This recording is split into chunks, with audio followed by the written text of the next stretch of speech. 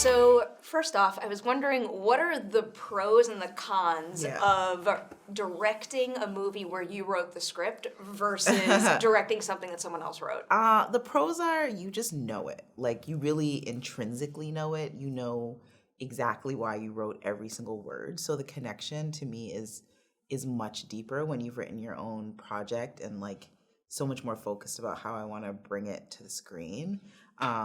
But sometimes you read a script you really love and you're like, I want to direct this. I wish I had written it. That's kind of my feeling on scripts I haven't written. Like, do I feel like jealous? Like, I wish I had written it. Does having written the script make you less likely to let your actors improvise a bit on set? 'Cause you have a bunch of people in this movie, in this ensemble, that are incredible in that department. No, if I have comedians, like if you have someone like Rel, like you let him play, and there's definitely scenes in the movie where I just let him like play for 4 minutes. He is really something else in this. He makes a huge impression with just a little bit of screen time. Can you tell me a little bit about working with Issa and Lakeith now? Because both of them in this movie are doing something that isn't necessarily what we know them for. So jumping into a project like this and something so different for them, where do you find the confidence that they can nail it?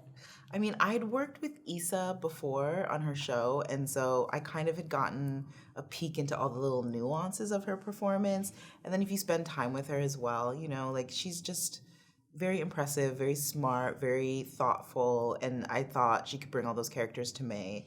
So I wasn't worried. And then Lakeith, I had a conversation with him, and we were on Skype, and he was just like so kind of soulful and thoughtful about the script, and connected with it in a personal way. And I was just like, I think he can, knock this out of the park. They're both very, have a lot of range. I'm totally convinced that he can do absolutely anything. Yeah, and probably. You're going to keep working with Issa on American Princess. Yeah. So, I'm curious, what are we going to get from that comedy that we don't really see on screen often enough? And what is the next layer of her as an actor we're going to get to see? I mean, she's such a gifted comedic actress, so it'd be exciting to do like a comedy feature with her as well. I mean, you've never seen kind of an African American girl go to England and go abroad, really. I feel like there's a Queen Latifah movie, but I have to go back and look at which one. But it's like, it's fun to have an international location. Yeah. Yeah, that is for sure. Yeah. I'm looking forward to seeing that, and also with working with Paul Feig, who I think is one of the greatest ones out there. He's a comic genius.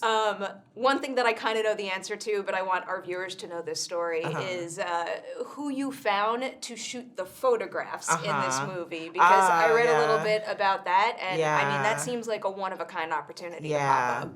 I mean, I found a young photographer named Jada McGarrell who's kind of making a name for herself, in the art scene in New York. And I didn't even really talk to her. I just saw her photos and I just loved them. And we ended up hiring her, and I just sent her down to Louisiana to do Christina's portfolio. And she brought Alain Noel with her and casted, some guys down there and got on a boat. And it was just beautiful. Like, I have her photographs like all at home now. That is the most incredible thing. Yeah, she was finishing her thesis at NYU. She's a kid. She's like 22. I really can't even imagine being in that situation, getting an opportunity like this. That's something else. She's definitely special.